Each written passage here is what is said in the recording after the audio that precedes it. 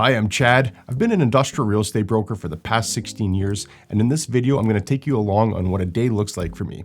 This will include how I organize my day, as well as taking you through a handful of properties. If you watched any of my other videos, you'll recognize this setup behind me.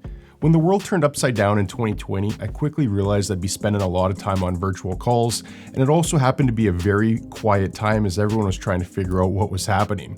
I'd always wanted to set up a YouTube channel, and it seemed like the perfect opportunity to create a bit of a studio which I could use for my video calls and also my YouTube videos.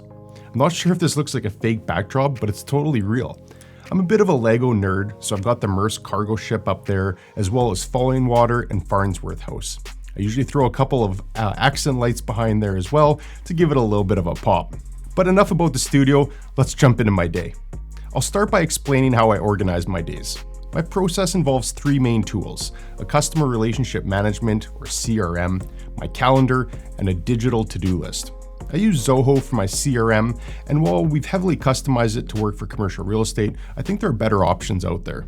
It's one we've just become very comfortable with, and it works well for us, but there are a few features that I wish it had, such as a map-based tool. We end up just using other systems to rely on that, but I wish that was actually integrated into the CRM. I'm on Microsoft 365, so that's Outlook and OneNote, although there are plenty of other great tools you can use for that as well. When I'm planning my day out, I essentially take all the tasks scheduled for that day based on what I had previously entered into my CRM. For example, if I toured a property earlier in the week and entered a follow-up in the CRM, then that task would go into my calendar. And I would do this with all the other tasks I have to do, such as following up with a client or tasks I need to do in managing my active files and so on. My to-do list will typically involve much more administrative tasks, such as doing paperwork or any of the other tasks that I need to do to keep my business running along. I also schedule all the tours I have booked in advance, as well as any client meetings or networking events. I have a lot of balls up in the air, so staying organized is key. While every day is different, there are a few things that I do every day. I tour properties, I negotiate deals, which often involves a lot of time on the phone and sending emails, and I prospect for business. This might be making calls, following up with past clients, or going to networking events. What I'm going to focus on in this video though is showing clients through properties. This can either be clients I'm representing who are looking to buy or lease properties, or sellers or landlords who have hired me to sell or lease their properties. So I'm going to leave my office and take you along for that. So as I mentioned earlier on, one of the main tasks that I do is touring properties. And sometimes I'll be touring a buyer or a tenant, and we might be going through multiple properties. And quite often I'll be touring properties that I have where I represent either the seller or the landlord. And the first two meetings that I have today, that's what we'll be doing. We'll be going through two different listings that I have. The first one, I'm meeting my own tenant at the building. So we're gonna walk through it with him first. And then right after that, I have a meeting scheduled with another broker who's gonna be going through a space not too far from there. One of the things that I really like to do when I'm touring properties is get there about 15 to 20 minutes early.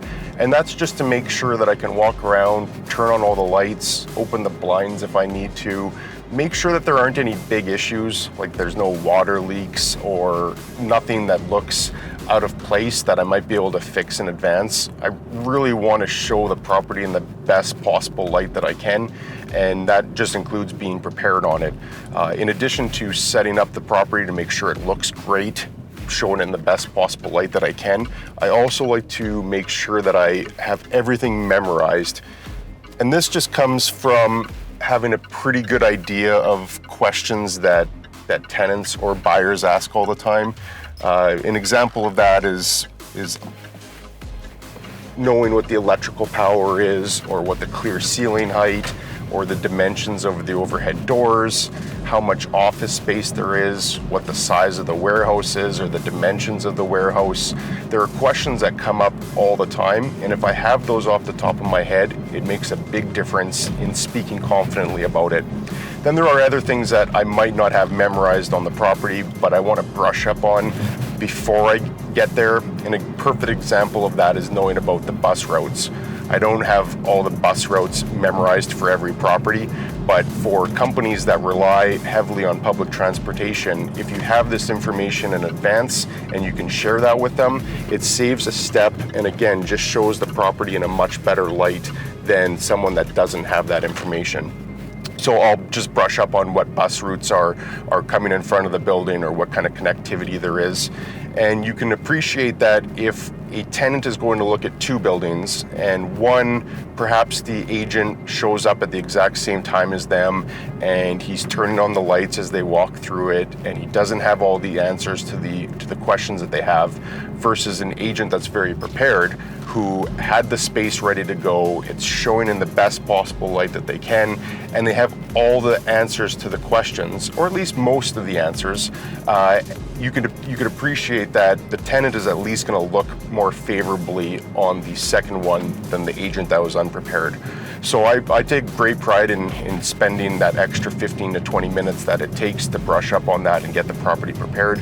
And I try to do that on every single property that I show where I have the listing. That isn't always possible when I'm showing other agents' properties, but I'll still try to go through that same exercise of knowing as much as I can about all those properties. So there's a lot of stuff that goes into the process in advance, which might not be appreciated by everyone, and they might skip that step and just fly by the seat of their pants. But I believe that that's the difference between being a professional agent and one that just hopes that things will work out if they just show up. So the first property that we're getting to here, I'll explain this in a little bit more detail and we'll take a walk through it as well.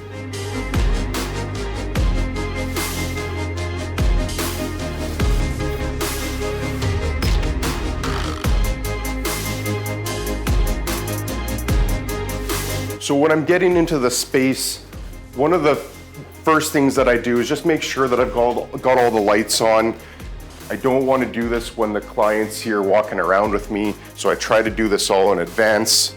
That includes going through all the office spaces, making sure the lights are on there, and then obviously getting into the warehouse space as well. So I probably sound a little bit repetitive, but I really do want to make sure that there aren't any major issues. This space, for example, there's a lot of clutter in here still. And that's partly because we were just having that new overhead door installed. So there is still a lot of work here. That was just completed within the last week or so. If this wasn't cleaned up right away, I'd want to let the landlord know, because again, we just want to make this space look as good as possible and as presentable as possible. It looks good right now. We've got brand new LED lighting in here, new overhead door, as I mentioned. Sometimes we might even go and recommend that the walls perhaps get painted or that the floor is pressure washed.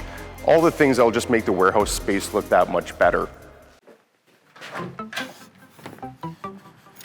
Okay, well that tour went quite well. I think the group is interested in the space. I'm not going to show any footage with the clients walking through the spaces. I just want to protect their confidentiality. So when I'm walking through, you just have to envision that I'm touring a group through and saying all the things that I mentioned early on. But I do want to respect their privacy, so I'm not going to include any footage of them. But again, that tour went well. Next on the list for my day is I'm touring an agent and their client through another space. It's a few minutes away, so we're going to drive over there right now. And again, I've left myself about a good 15-20 minutes or so that we can get that one set up and just make sure that everything looks good there for showing in the best possible light as well. So let's drive over to that one right now. So the next property that we're heading to is a broker that's touring his client.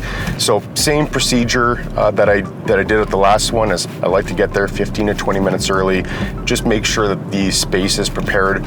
And one thing that I also do in advance when I'm touring another agent is I send them a copy of the brochure, send them any other pertinent information I have on it, if I've got floor plans or anything that I think they'll need when they're talking to their client. And then I also ask them if they have any questions in advance so that I could address that if I don't have the answer. And they often don't. The questions don't arise until we're actually going through the property, but I still like to ask. And I also ask who the client is, which they sometimes will let me know and sometimes they won't. If they're guarding who the client is and they don't want to share it, I never push, but I just ask what the use is. And having that information is helpful as well, so that I can speak to any potential conflicts that might come up if there's a similar type of company already in the building, or I could also use that as an advantage where I could talk about perhaps some complementary businesses that are in the area as well. So at the very least, I like to have that use, just so I'm armed with that information and can speak to any challenges that might come up from that use. And even on that topic, sometimes there's just a use that isn't compatible for the building. So if I can identify that early, I can save the client, the other broker, and myself some time if I can just cut that off early, or I can at least ask the landlord if it's a use that they're willing to consider.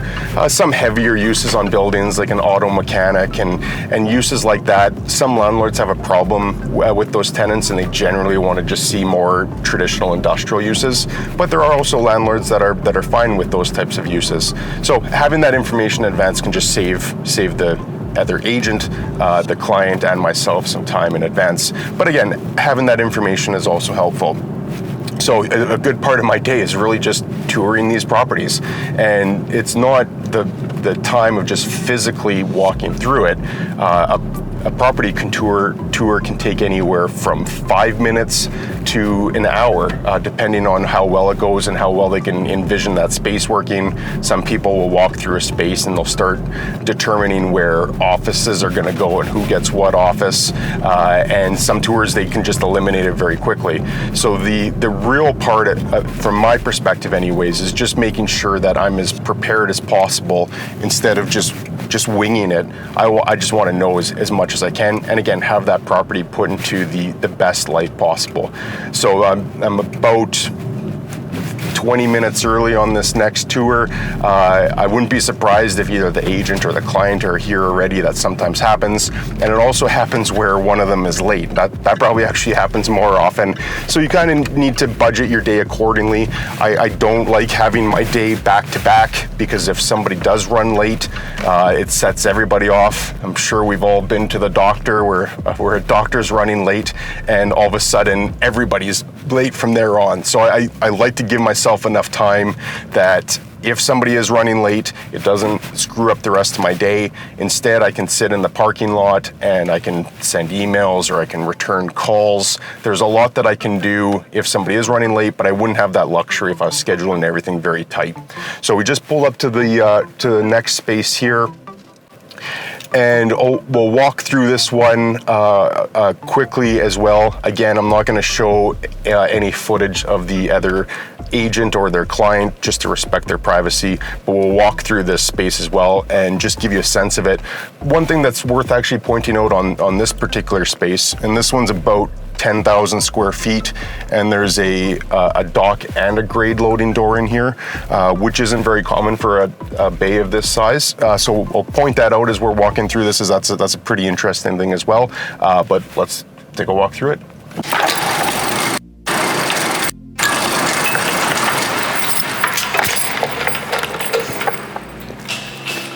So I just walked through the space and turned on all the lights. And one of the things that I mentioned earlier is I just wanted to show you the difference between dock loading and grade loading. It's pretty common in larger spaces, like if you get to 100,000 square foot space, but for a 10,000 square foot space is not overly common. And grade loading is essentially just the same level as the ground. So you can drive in any vehicle. So if you've got a cube van or loading van, or you're bringing in some big material, this grade loading is very handy. On the other side is dock loading. And the purpose with dock loading is it's roughly 4 feet off the ground. And the intent with it is that cube vans, semi-tractors, large trucks will actually back up to it. And the floor is the same level as the bed of the truck. So it's just a lot easier to load and unload product without having to involve a forklift. So the ability to have both dock and grade loading is a big feature on this property. And of course, one of the big things at the end of the tour, as well as after the client is left, is to make sure that all the lights are also turned off. You would be surprised at how many properties I've walked through where the agent who was there before, or whether it's a property manager or maintenance guy, left all the lights on. So sounds obvious, but sometimes it isn't.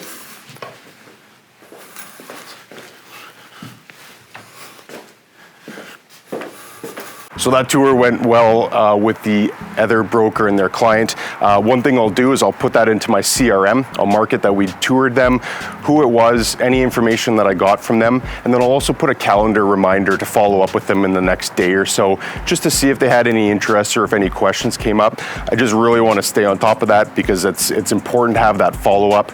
So just staying organized, which I've talked about with the CRM and how I let that manage my day. If I mark this as a tour, not only does that indicate that I've done the tour and I can use that to create a report later, but it also allows me to put a calendar invite so I can stay on top of it.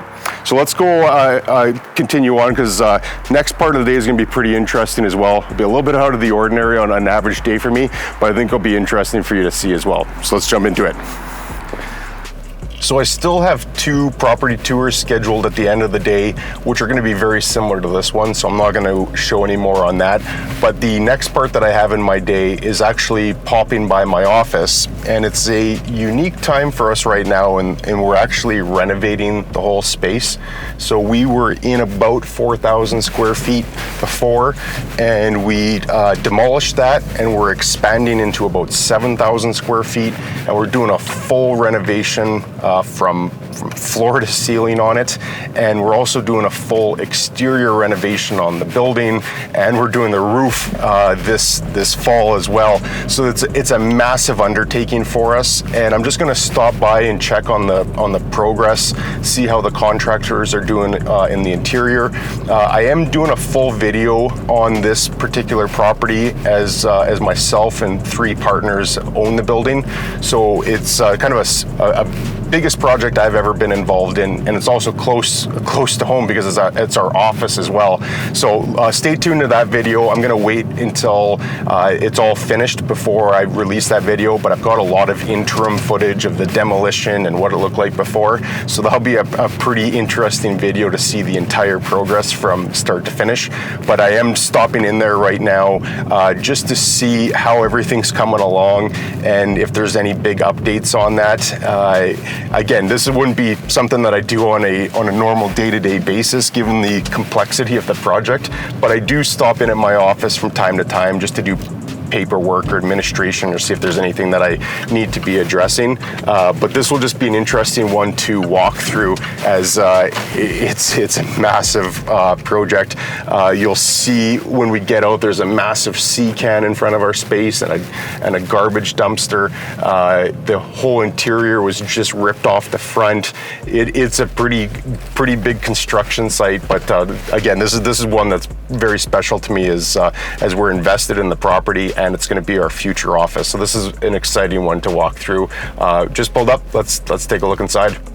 So as you can see right now, this looks very rough. We just ripped off the front of this, so we had to board it all up.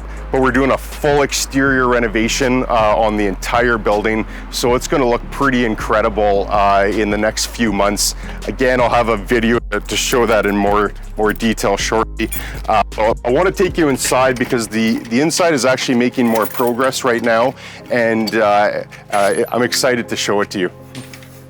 So this is going to be the front reception area, and again, it looks pretty rough right now because we demolished everything. We're at the drywall stage right now. We've already ran all of our electrical, we've ran all of the HVAC. This will be a feature wall with the reception desk here. One of the coolest parts about this is going to be a front meeting room that people can use, and we're going to have an angled glass wall coming off of here. So this will be a really cool spot when it's finished. This building actually has a lot of exterior windows going all the way around it. So most of the offices anyways have natural light, and we're trying to do a few things where we carry light through the space as well. Another really cool feature of this is that this is going to be our boardroom here, but we're going to have a retractable glass wall. So the wall will close off or it will open up.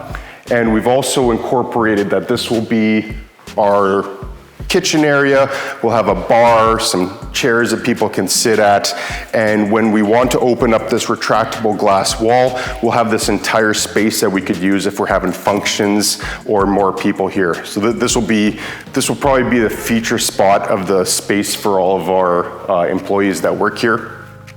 So I'm filming this in late August right now, and we're hoping to have this interior done within the next 6 weeks or so. And I know it looks like that's probably a tall order, but we're hoping to have this done in late September, perhaps mid-October at the latest. So this will be very interesting to see this coming together. Every time that I come through here, things are happening and progressing. So it's exciting to see from my position, but there does still look to be a lot of work done. So again, I'm not often walking through this. This isn't a part of a day in my day-to-day world, but with this big project going on right now, this does take up some of my day just coming through and make sure everything looks good. So on to the next thing. We'll jump in the car and we'll head out. So as you can see, a good portion of my day is spent in the car, and probably one of the most important things that I do is just touring properties. So as I mentioned, I pretty much schedule my day around other people's schedules so that we can get through property. That's one of my priorities every day. Right now, after we just left the building there, we're gonna go a meeting that I've got downtown. So we're going to drive to that. I'm meeting with an accountant that I've known for a while. He's got a client that he wants to introduce me to. It's a guy that owns an industrial property here on the south side. He's going to set up that introduction, and we're just going to have a quick meeting on that. I do spend a considerable amount of time meeting with other people, whether it's meeting to try and get a listing or meeting with a potential client where I'm trying to give them a survey of the market or present a list of properties that might work. I probably spend 25% of my time touring properties, probably another 25% in meetings, and then I probably spend another 25% just talking on the phone, sending emails, managing active deals, talking to landlords and tenants on a regular basis. And then I spend just a lot of my time driving between meetings as well. So that's probably makes up a good part of my day, is touring properties, having meetings, returning calls, and emails. That's an average day for me. I hope that gives you a taste of what I do as an industrial real estate broker. It really is a fascinating business, and I feel very fortunate to have spent the last 16 years doing this. If you want to hear more about my journey getting into it, check out this video up here. And thanks for watching. Catch you in the next video. You forgot to tell them to subscribe and like. Oh yeah, that's right. Subscribe and smash the like button. Just to bring even more light through this space. It's a construction site. It'll sound a lot more authentic, right?